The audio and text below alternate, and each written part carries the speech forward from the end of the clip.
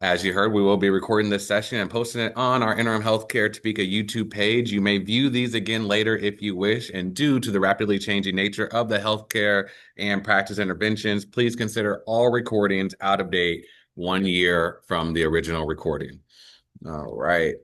In just a moment, I'll be introducing our speaker, but I do want to plug our next month's speaker. So for next month, we'll have Raylan uh, Smallreed, PhD with KU. She will present on finding the good when the good seems to not be found, embracing the changes that accompany age.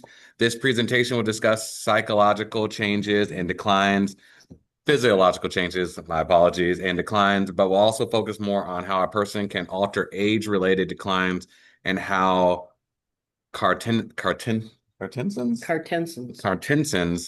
socio-emotional selectivity theory of aging plays out in practice. Thanks for that, Val. You're welcome. All right. So without further ado, I want to introduce our speaker today. It is Cesar Valdez. Close. Well, and now there's too much pressure there. Now after we had that whole conversation.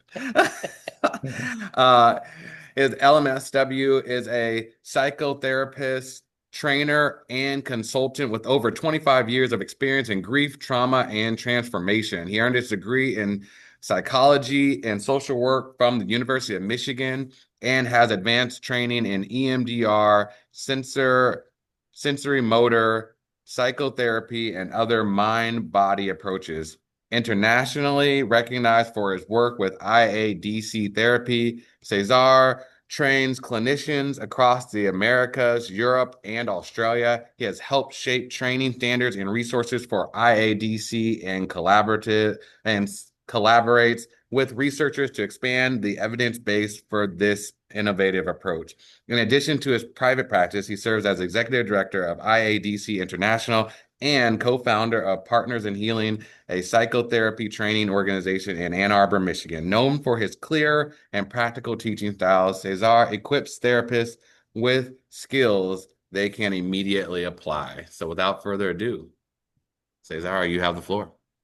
Thank you so much. I want to start by just thanking Valerie and AJ both for the invitation and the opportunity and for helping me out here. So the technical difficulties that AJ was referring to are that I cannot see my notes. So I'm going to be winging it today. So you're going to get me freestyle. And so I remember years ago, I went to a talk with Maya Angelou and they had lost her luggage. So she said, I had this beautiful outfit planned and I had this turban I was going to wear, whatever. And she said, please accept me as I am, because all of that stuff was lost in the luggage. So I come with that same spirit. Please accept me as I am, because I'm going to go without my notes here, but I still think I know the information enough that I can give you a sense of what we're going to be talking about today. So it is my pleasure to introduce you to this innovative psychotherapy that's actually been around for quite a while, maybe like the last 25, 30 years or so. But it's only now that we're just starting to kind of get some traction and more people are finding out about us.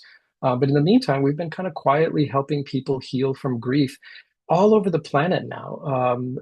We're just starting to expand into Latin America, but we've been in Europe, in Australia, New Zealand, and all across the United States and Canada. So I'm just really excited that more and more people are going to find out about what we're doing.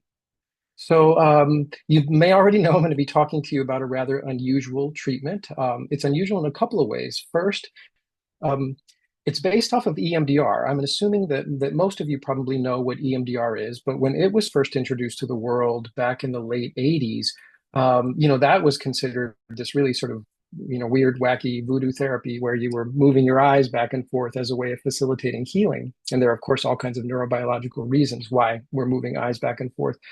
But as if that wasn't strange enough, this treatment also helps to facilitate people having a perception of communication or contact with a deceased loved one.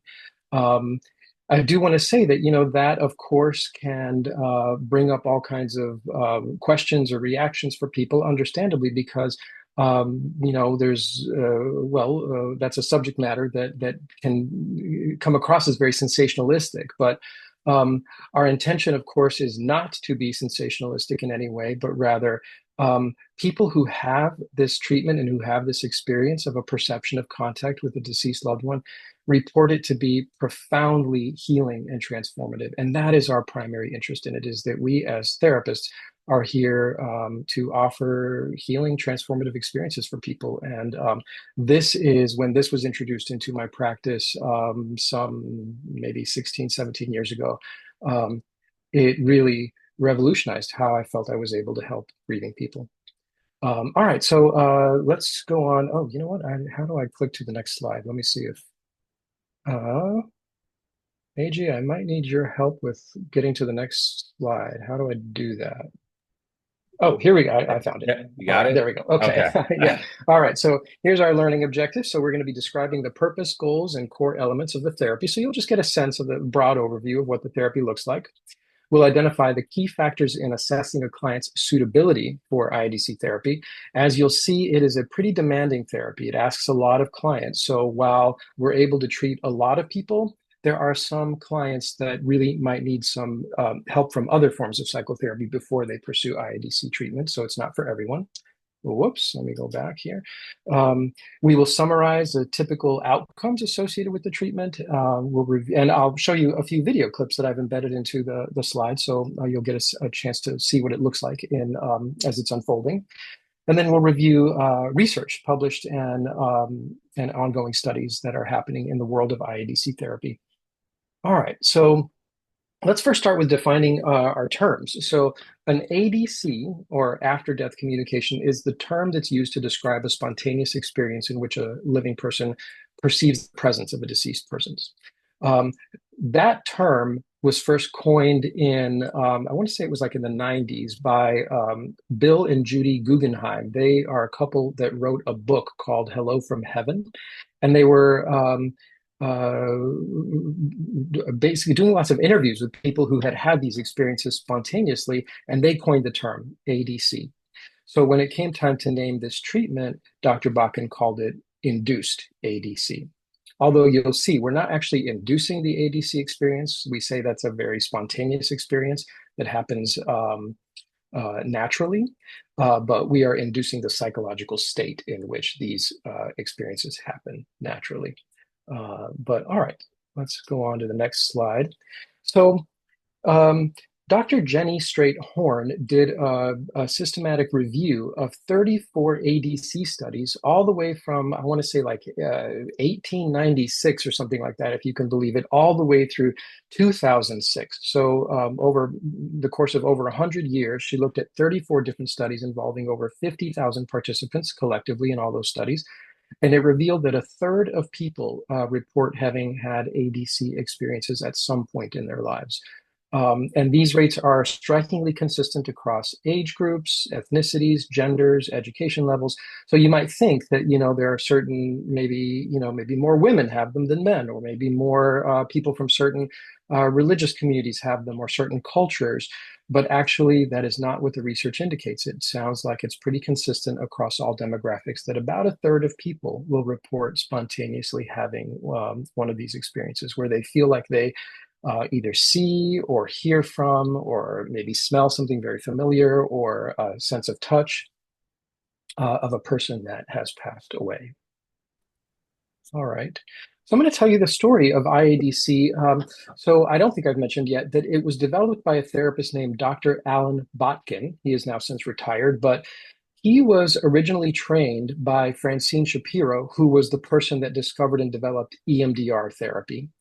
So I'm going to tell you the story of how he came to discover IADC therapy. But first, let's start by just giving a very brief sense of the history of EMDR.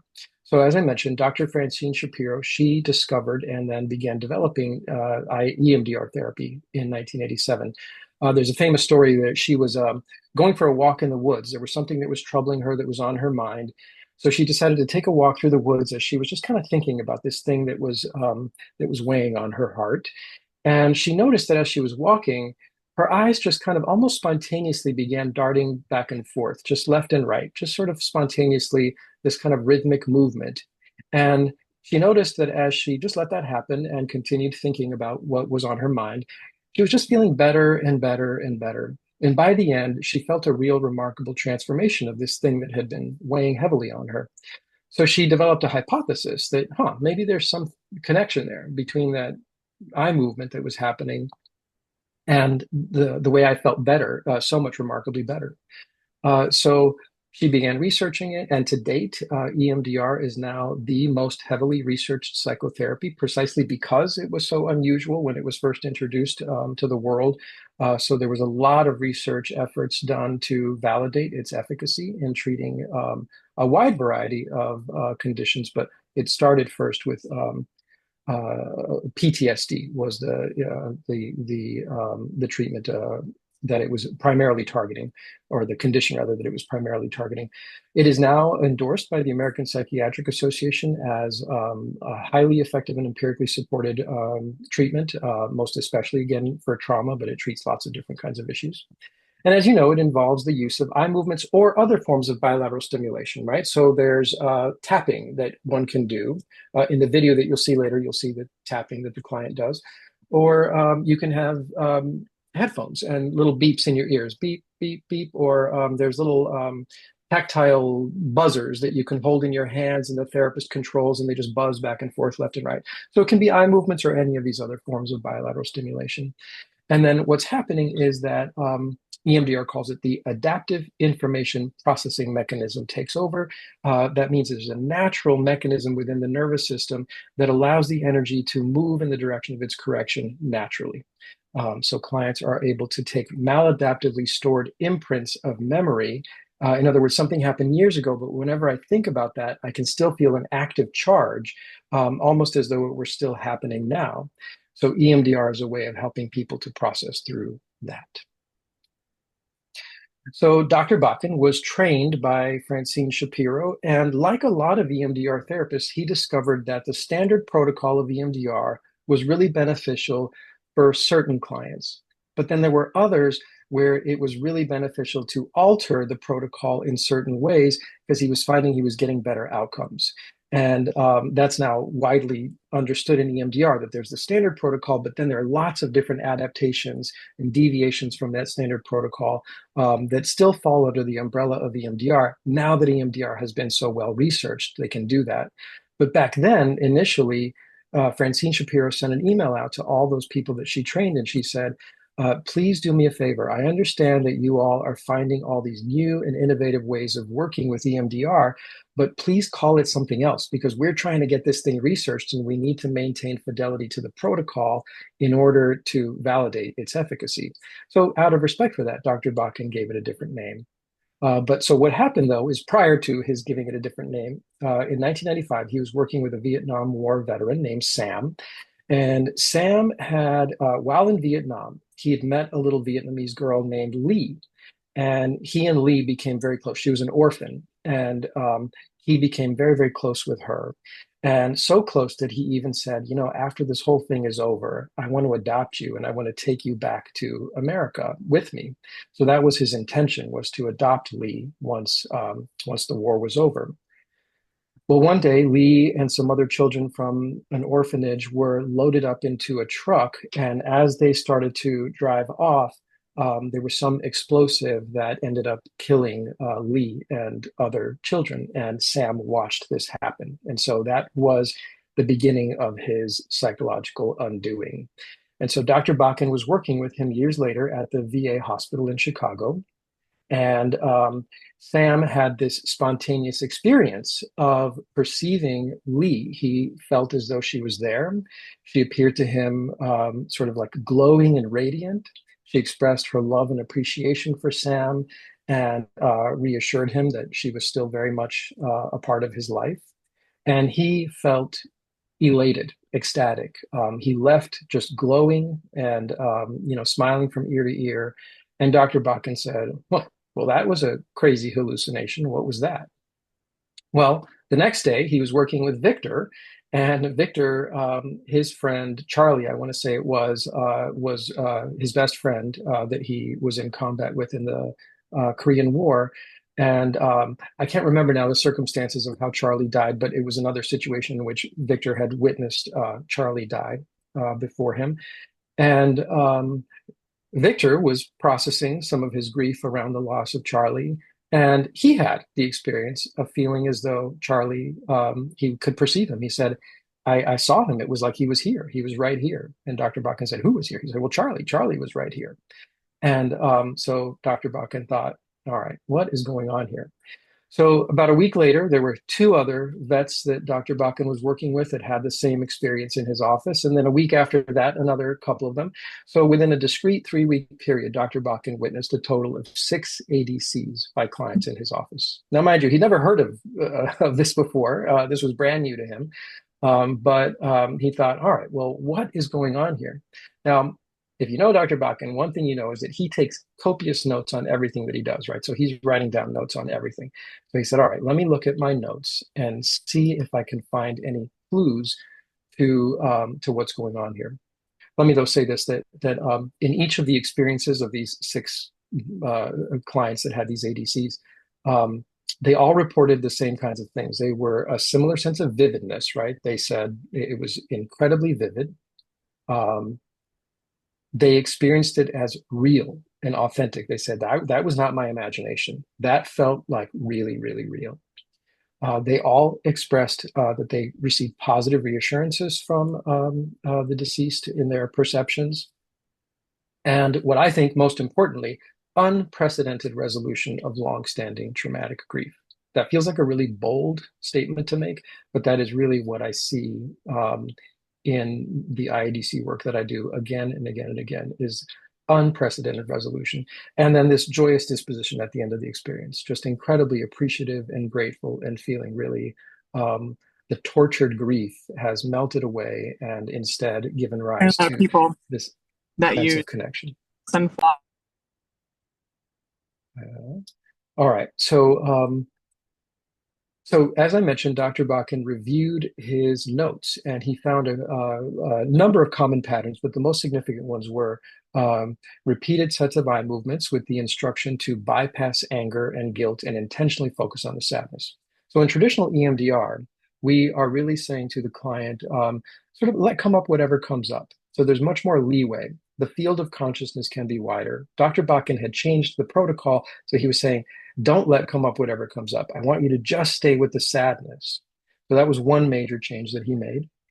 And then the other is that once the sadness had subsided, it had been effective. The processing that he was doing by having him focus on the sadness was really effective, and the sadness would subside significantly.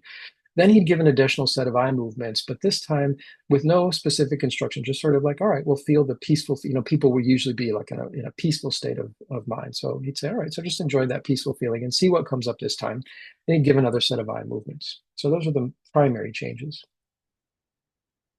So let me now describe just an overview of what the IADC protocol looks like.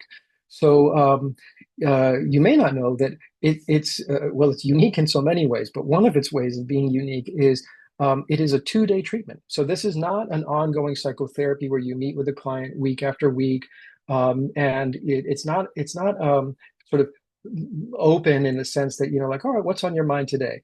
It's very technical in nature. So we have a real clear intention. There's a very clear protocol that we're following. So we actually get a lot done in these 2 days. We schedule 90-minute appointments on each of those days. So it's a total of 3 hours with the client. But day 1 is focused primarily on identifying the pieces of sadness that we're going to be working with and then processing those using the bilateral stimulation of eye movements or tapping or whatever it is that we're using. A possible induction of the ADC. But most people don't have, let me go back. Most people don't have ADC on day 1, although many do. But if they don't, they come back a second day and we continue processing pieces of sadness and then hope for that induction of the ADC and then help the client make meaning of their experience and integrate it if they did have an ADC. And so in the VA hospital, when Dr. Bakken first introduced IADC, first developed IADC, he was getting that result of having an ADC about 98% of the time. So in the vast, vast, vast majority of cases, people were having ADCs. When he moved to private practice and started seeing a different population of people, and then he taught other people that were in private practice to do this, He did a survey on how many successful, how many times people were having ADCs through the treatment. And the numbers went down to about 75% of people would have ADCs through treatment. Still a majority, but not quite as much as the 98% that he was getting in the VA hospital. Um, we do begin prior to the sessions, the active working through sessions. We start with a session of just a screening. It's not a therapy session, but it's an assessment and screening where we get people's trauma histories. That's really important because, again, it's a very demanding treatment. So we want to know if they have unresolved traumas in their nervous system. We also get, just their therapy history, what kind of psychotherapy they've had, what it was focused on, what the outcomes were, their current state of functioning and support. And then really importantly, their ability to tolerate intense affect. That's really significant here. It's a demanding therapy that asks people to feel the fullest expression of their sadness without managing it, right? Without going into intellectualization, without stealing against it, but just let yourself fully feel it. So that, again, speaks to how important it is that we do a really good screening to make sure that a person is able to tolerate that level of intensity of processing. But once we deem that the client would be a good candidate and it's likely that they would have a positive outcome, then we invite them in for their sessions. But the two major considerations in assessing their suitability for IDC are, again, their ability to tolerate the full intensity of their sadness. And then secondly, the ability to quiet their mental chatter, quiet their minds, and be really in an open, receptive mode, open to anything that may arise during the induction phase of the treatment. Now, somebody might be able to do the first part, right? They may be able to tolerate intense affect and they might do quite well in processing sadness, but they may not be able to necessarily quiet their minds. And so that may prevent them from having an ADC. However, and that's of those that don't have an ADC, that's usually the case, is that they're just not able to quiet the mental chatter in their minds, but they still receive tremendous benefit from that first part of the treatment of processing of sadness. So even if they don't have an ADC, the treatment is still very valuable to people. Okay, so let's see. So day one, I want to just give you a sense of what the treatment looks like. So let's say we've done a screening and we've decided that they are a good candidate. Then they come into the office for the first session. And we start out by just kind of giving them an overview about just some education about the principle of, as I mentioned earlier, adaptive information processing, that there's a natural mechanism that will lead their healing. They don't have to push or force it in any way. We give them information about EMDR and bilateral stimulation. We try to establish that collaborative relationship, especially given that we're only going to meet for a very short amount of time. And then the client begins talking, and they offer a narrative of their deceased loved one. They tell us three parts of their story. First, tell me about your deceased loved one, what they were like as a person, their character. In other words, let me get to know them through you. Secondly, it's the relationship. Tell me about the relationship that you had. And it's important that they talk both about the positive aspects as well as any challenges in the relationship. And then thirdly, the circumstances surrounding their death. I always like to say, as I'm training IEDC therapists, this can sometimes be the hardest part of IEDC therapy because as therapists, we're so accustomed to getting very involved in people's stories and we're inherently curious people and we want to know more. And so we might start asking lots of questions and helping them to connect the dots. And that is not the point in IEDC therapy of the client telling their story.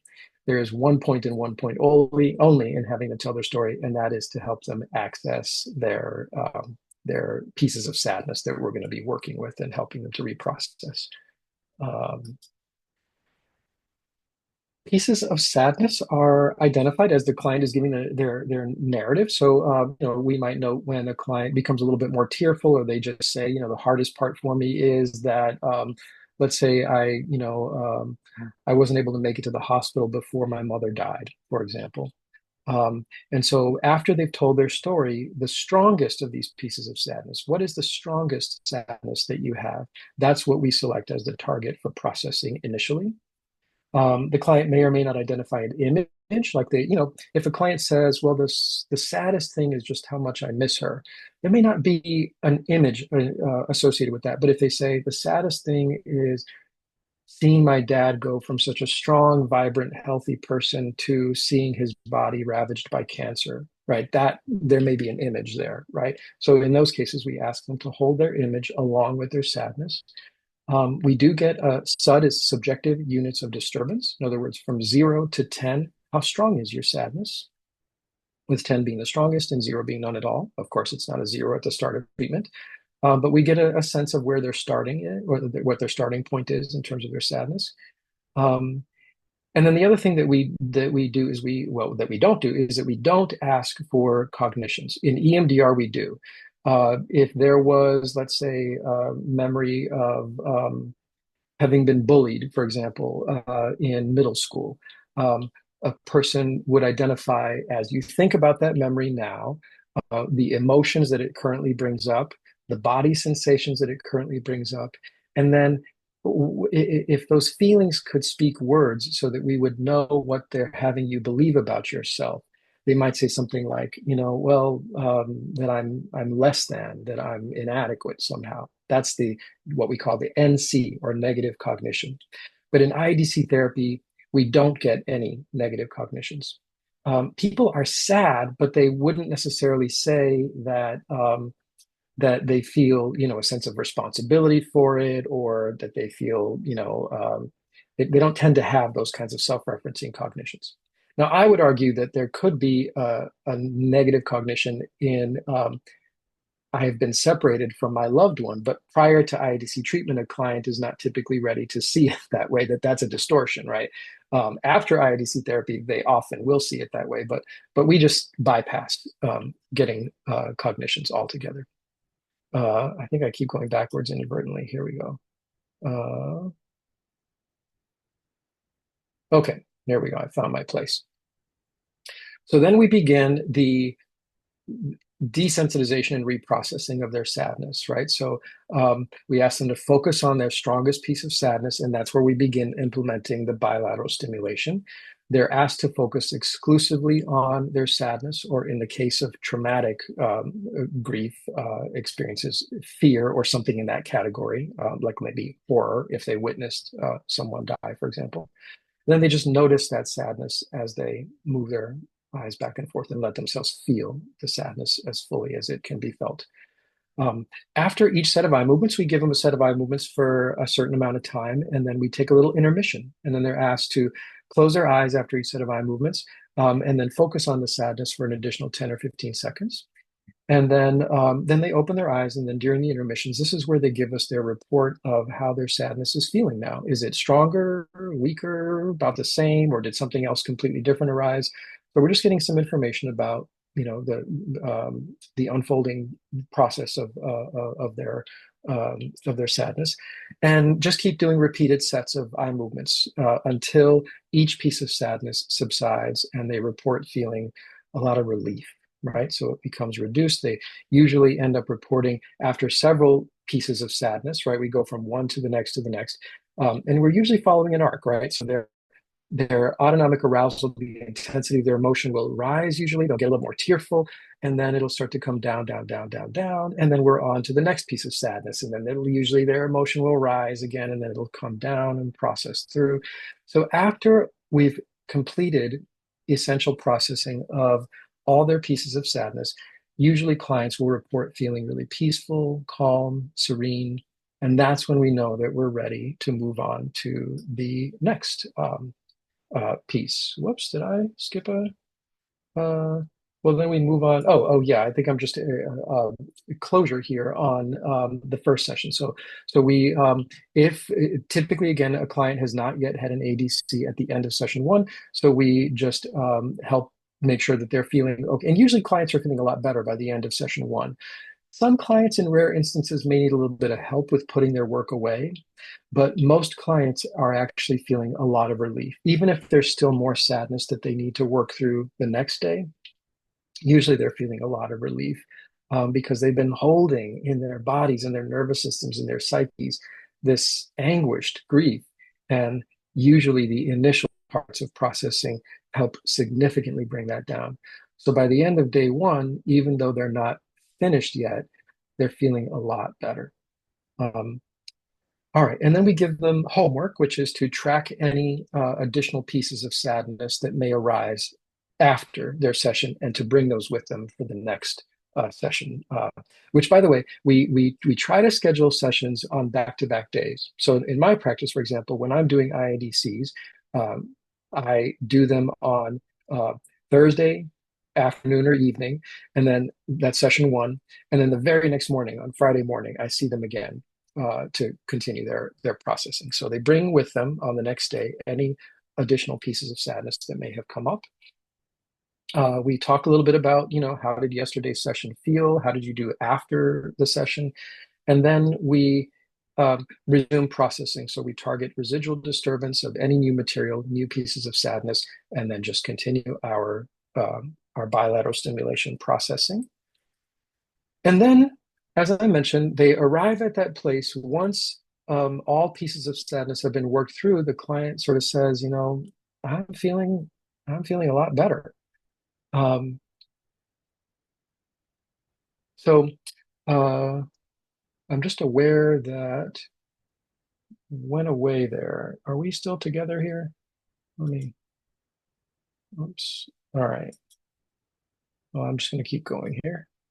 All right. So once all the pieces of sadness have been processed, the client reports feeling calmer, and then the therapist offers another set of eye movements, but with no instruction to pay attention to anything in particular, right? We're just going to see what comes up as we feel that peaceful feeling. And then that's where an ADC typically arises. It's directed mindfulness in the first part of treatment, right? They pay attention to that sadness. Make sure you let yourself feel that sadness. And then in the second part of the induction, we're saying just be open to anything at all that arises. So non-directed mindfulness. All right. So now I'm going to show you a video, but I feel the need to just check and see. Yeah, we are all still here together. All right. So I got to, oops, now I've done it. Now I'm going to have to go back to, no, that's not what I want to do. I want to go back. My apologies, guys. Again, here, use slideshow. There we go. Okay. All right. So I'm going to give you a sense of what it looks like. So this is a client who's named Christy, and she lost her mother about 10 years ago. So it's been a while since she lost her mother.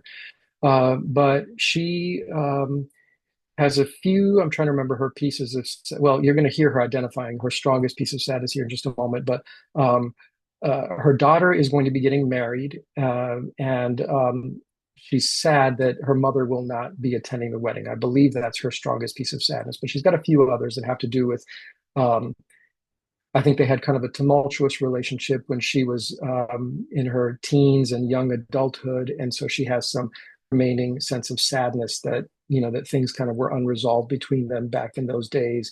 And another piece of sadness was about her not being present. Her mother died very unexpectedly, and I believe she lived in a different state, and so she wasn't able to make it in time to say goodbye to her mother. So those are some pieces of sadness, but this will give you a sense. She's told me her story, and now I'm asking her to identify the strongest piece of sadness.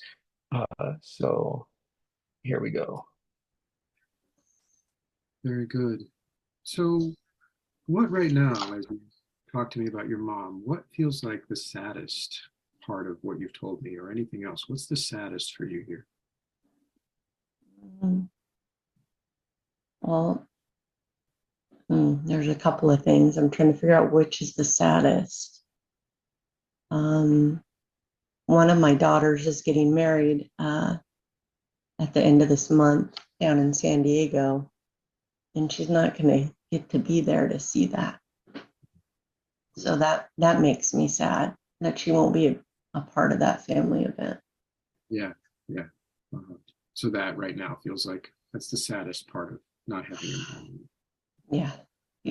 Okay. All right. Very good. And what would you say from 0 to 10? How strong is your sadness right now? If 0 were none at all and 10 were the most intense. I would say I'm a good 7 or an 8. 7 or 8? Okay. Very good. Do you feel ready to enter into processing now? Yeah. Okay. So what I'm going to have you do, Christy, is just have your hands on your shoulders, just like that. Yeah, just however's comfortable for you. And then just go ahead and begin tapping, just like this, whatever's comfortable for you. And if you'd like, you can close your eyes, although you don't have to. I want to close my eyes. Very good. All right. So just go ahead and pay attention to that sadness. Let yourself feel it, the sadness that she won't be at this big family event of your daughter's wedding. Try to drop any thinking and just let yourself feel the pain of that. I'll check in with you in a moment. All right. So that's just a little snippet of the session, just letting you see how we transition from the storytelling into the processing, right? So I've asked her strongest piece of sadness, and she's identified it, and now begins the bilateral stimulation. This session was done via Zoom. If we are using tapping, you can tap on your lap, but I can't see, when the camera doesn't, show me that. So I like to have people tap up here. We call that the butterfly hug. It's just what it's called in EMDR, is when you tap up on your shoulders. That's what she's doing.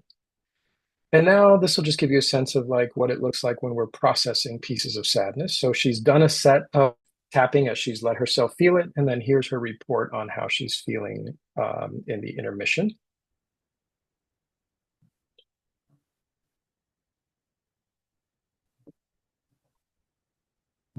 Very good. Let's pause here.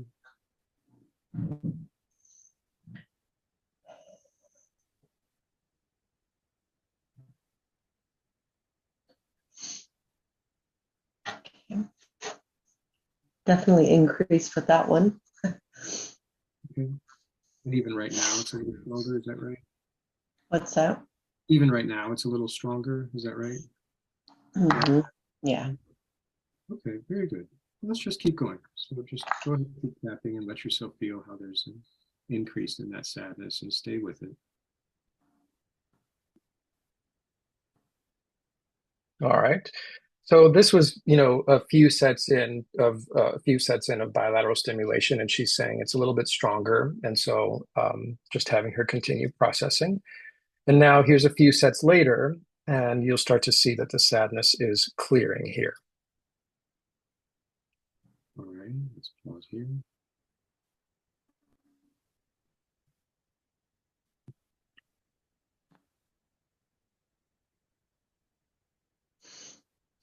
Okay.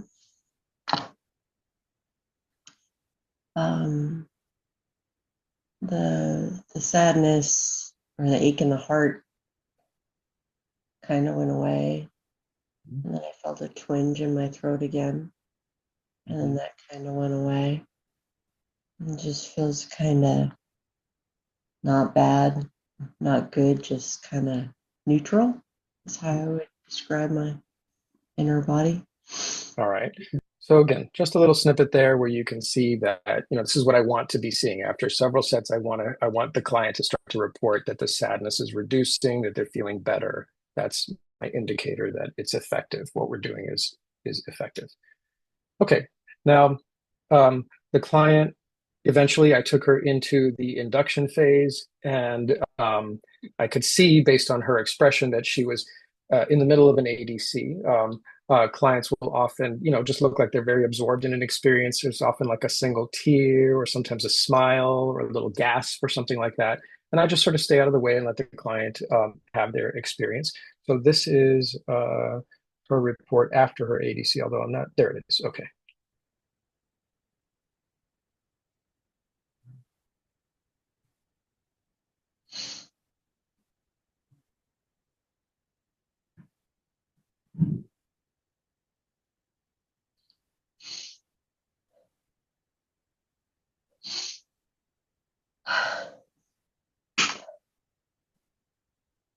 Okay, I just talked to my mom. It was so beautiful. These aren't tears of sadness, they're just, she just told me she just loved me. And she said she was going to the wedding. Oh, it's so, that makes my heart happy.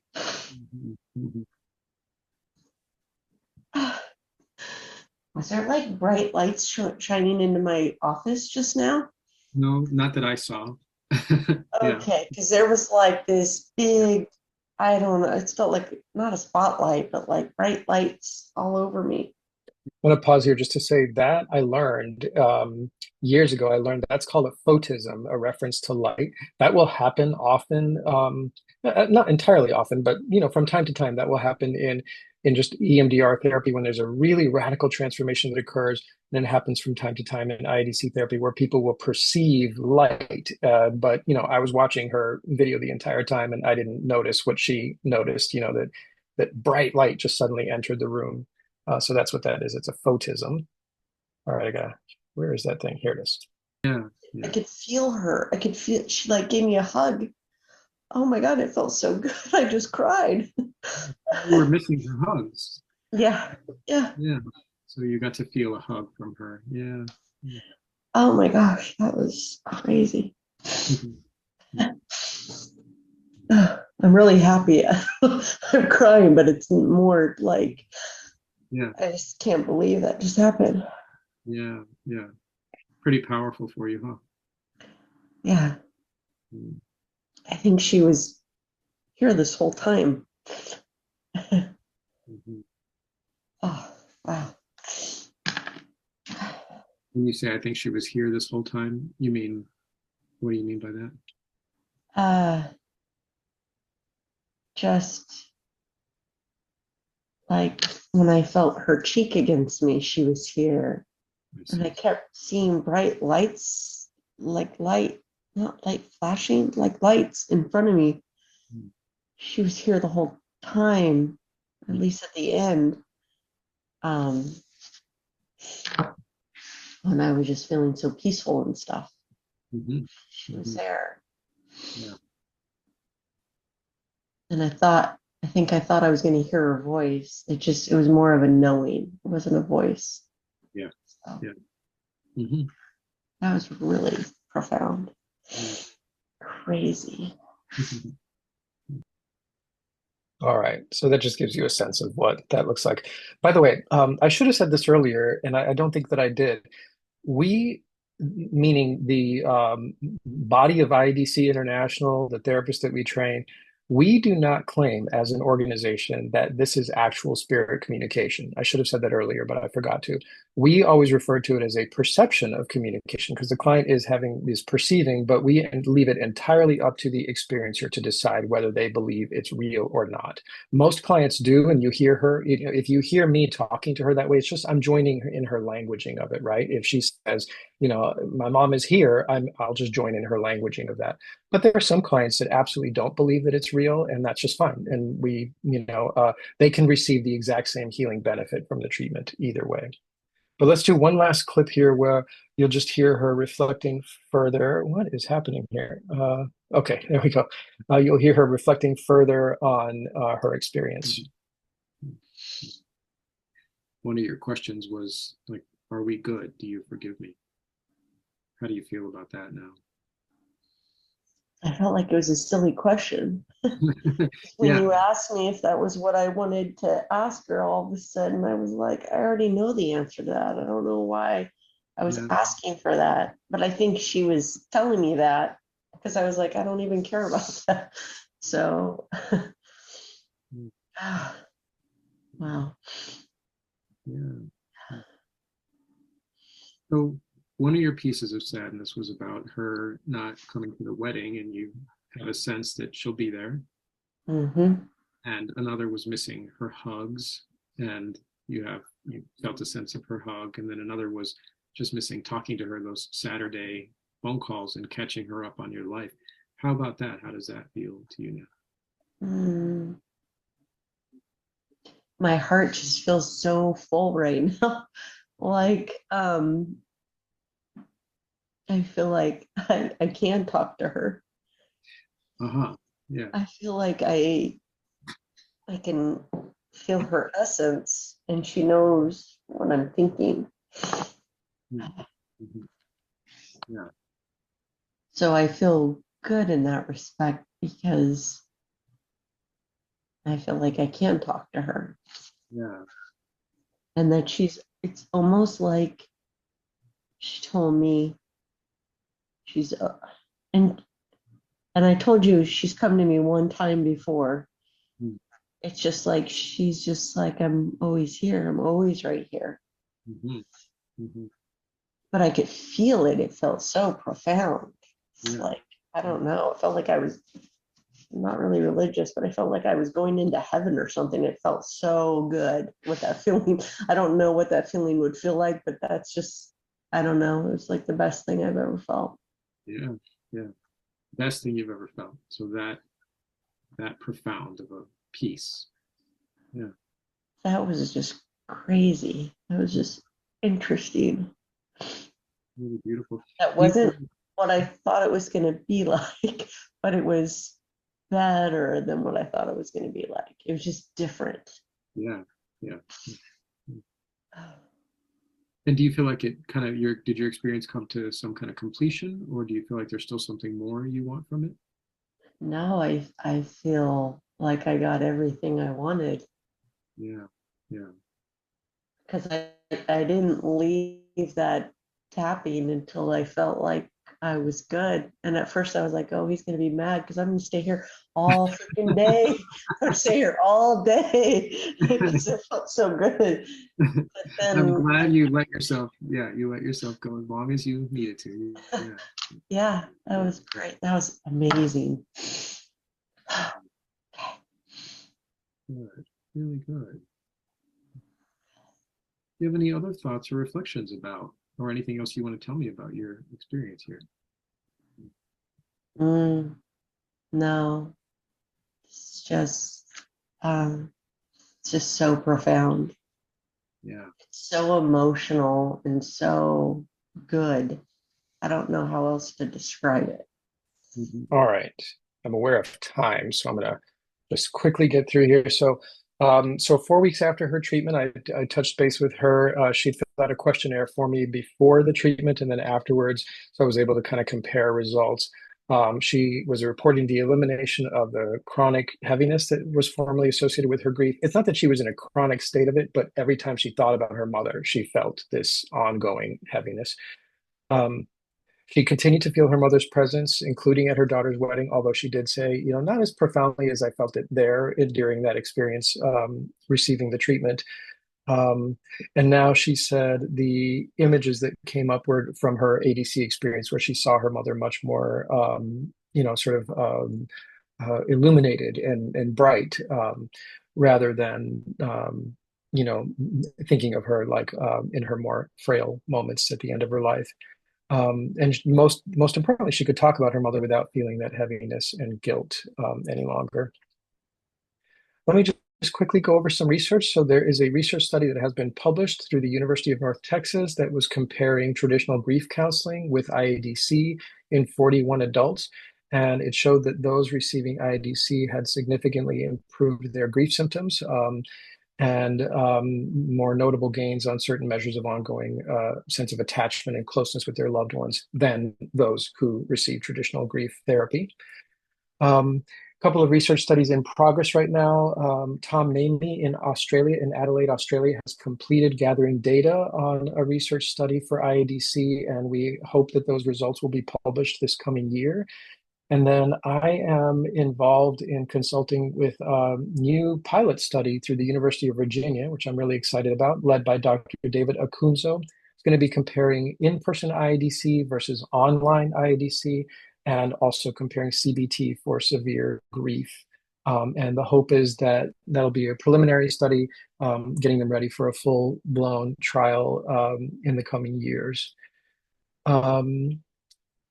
IDC therapy raises the question, if we're designed under the right conditions to move toward our most adaptive state of healing, then what is our most adaptive state after the death of a loved one? We used to think that it was just being able to have positive memories of them in the past, but with acceptance of the feeling of separation. But I think this really sort of raises the question, but what if we actually, our most adaptive state is to feel a sense of connection? And IEDC is facilitating that.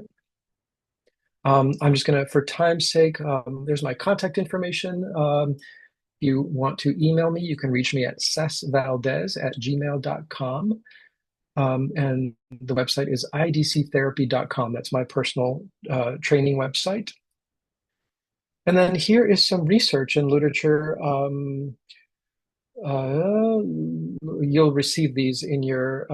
I heard Valerie say, or AJ say, maybe that you'll get these in your after the training. Um, but I'm trying to see if there's one that I want to point out. Oh, well, I already talked about this. One, two, three, four down. Dr. Namey's study.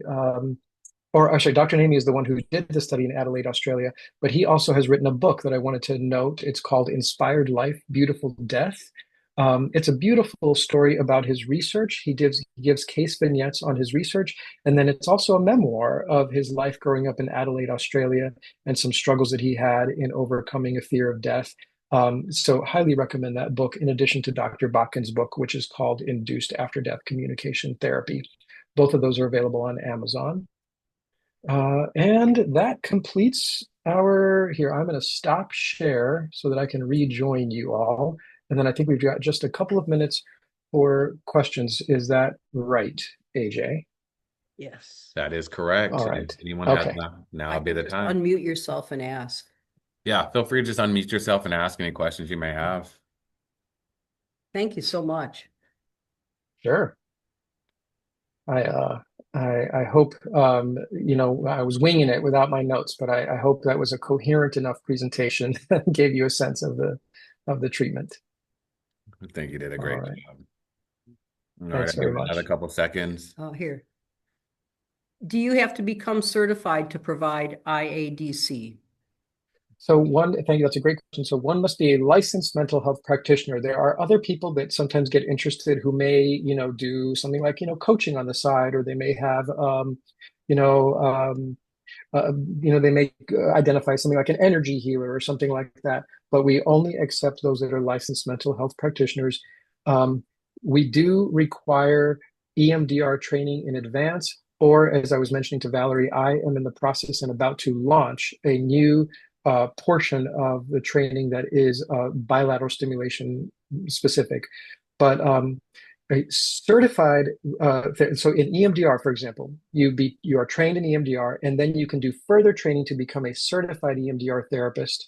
And we are going to be implementing in this coming year a similar system. Right now, we only have just trained therapists, but then I will be identifying some additional training beyond that will qualify you as a certified IADC therapist, meaning that you have really demonstrated your ability to successfully implement this with clients. So you'll have that status. And then from there, we plan to select those that will go on to become IADC trainers. There's more and more demand for that. All right. Okay. All right. For training, I have one more training date left this year in 2025. It's on, I have two more, but my November training is full. But I have a training on December 5th, and you can find that information at iadctherapy.com. If you meet the criteria that I just mentioned, you are welcome to join us for training. And I will be putting new dates for the new year in the next couple of months. So there will be more trainings coming in 2026. Good. Well, thank you for that. Thank you. Well, go I was ahead. going to say, do you know of anybody in this Midwest area outside of yourself that does IADC? I don't have it off the top of my head, but there is a directory on the main IADC website, which is induced-adc.com. You'll also find links to it at my website. There is a directory of trained therapists, and so we do have lots of therapists around. I know in Missouri for sure, because I just did a training with somebody in Missouri. I'm sure we have someone in Kansas, but yes, there are definitely therapists. Just go to that directory at induced-adc.com, and you'll see a listing there. Great. Thank you. All right. All right. How well received is this approach with diverse groups, particularly Latinos, in your experience? So I am Latino, and I receive it very well. It's an N of one. So what I would say is that I do notice that some people come and they say, I work in an area where people would be very, sort of like suspicious of this. And sometimes it's because it's a very sort of academic setting where they would say, oh, that's just sort of rubbish.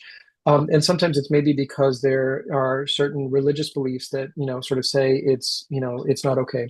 In my experience, though, the few therapists that I've had that work with Latino populations, they actually talk about it as though like, oh, this is perfect. And that's how I grew up. I grew up where this stuff, it was just like, oh, yeah, this, I mean, I had uncles that would talk about, my grandfather appearing at the edge of the bed or whatever. So I grew up always understanding this to be a normal experience.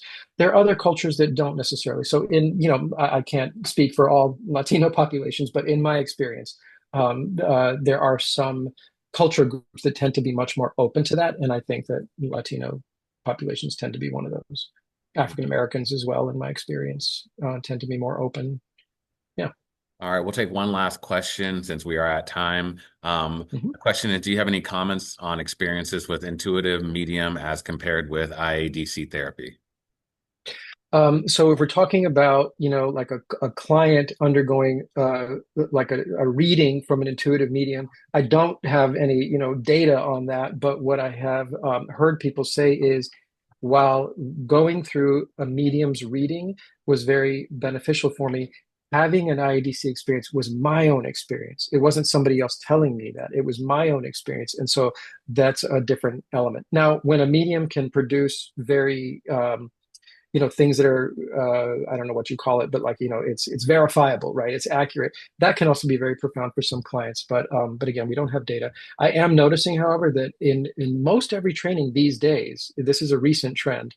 I have one, if not maybe two, people who are therapists, but who also identify as mediums. So they have, they practice both as a therapist, but they may have like a media business on the side. So, for whatever that's worth, there's more and more overlap in those worlds. But again, I want to say we are not claiming that this is actual spirit communication. We are saying this is a psychotherapeutic intervention. We're saying clients have these experiences. They get to make meaning out of whether it's real or not. I'm interested in the healing aspect of it, the transformation aspect of it. Well, thank you so much. We really appreciate that. We've already gotten some really great feedback. I just thought personally, I know Val and I are just very informational. Everything you brought forward today. So we can't thank you enough. We're going ahead and end the session now. It is recorded. I see there's a question, but yes, it is recorded. It'll be on our YouTube page, so be on the lookout for that. Cesar, if you just stay on. When everybody else gets out, we'll come up with the questions that we can send out the quiz later for everyone. But just want to plug our next presentation one last time, and it'll be next month. It'll be finding the good when the good seems to not be found, embracing the changes that accompany age. So be on the lookout for that. We'll be sending out information as we go on. But again, thanks everyone for tuning in today, and you all have a great rest of your day. Thanks. And we'll send that information out to you. Give me a day or so. I'm a office of one. And it takes a day or so for me to get everybody's emails together and send out the materials. But you will have it. And then after you take the quiz, again, give me a couple days to email a certificate to you. Okay. All right. Thanks so much. Take care, everyone. Good stuff.